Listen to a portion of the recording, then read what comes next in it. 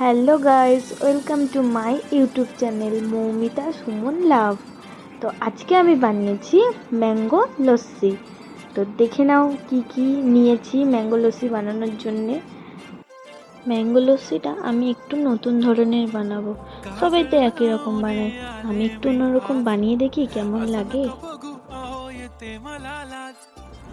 প্রথমে দুধটা নিয়ে নিয়েছি, তো আমি এই আমটা পেস্ট করে নিয়েছি মিক্সিতে।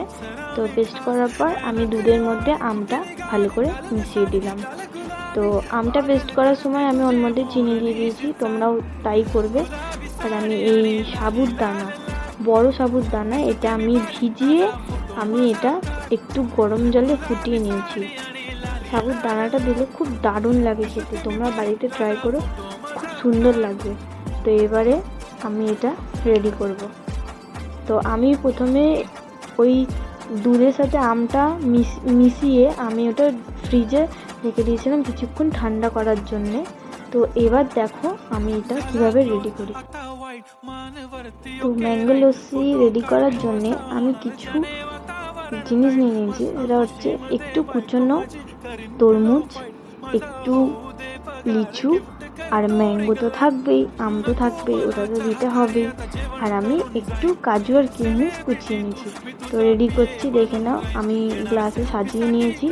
তো তার মধ্যে বরফ দিয়ে, তারপরে তরমুজ দিয়ে, লিচু দিয়ে, ওপর দিয়ে আম দিয়ে কুচনো, তারপর আমি ম্যাঙ্গো আইসক্রিমও দিয়েছি, তার উপর দিয়ে কাজু কিশমিশ দিয়ে খুব দারুণভাবে রেডি করেছি। তোমরা দেখো।